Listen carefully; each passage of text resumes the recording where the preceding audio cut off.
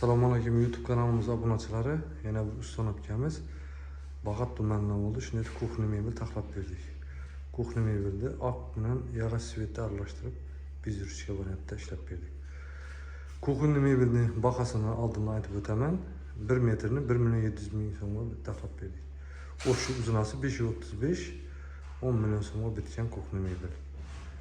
Kuxni mebel bilan qisqacha tanishtirib o'tsanizlarda, stollar rossiyskiy bo'ldi. Görüşleriniz mümkün. Bu plastik 100% zammeri. Şimdi çok kötü bir zürüşke variantda ishlab berdik. Vitishyalardan taxlab berdik, ulab. Bu baxanın içine vitishya kirmaydi. Moykasi ko'p funksiyali moykalar bo'ldi. Suvlarni taqib ulab hammalarni ishlatib berdik. Moykaning üstüne 1 million so'm qo'yiladi. O'zi moyka 1,5 million so'm.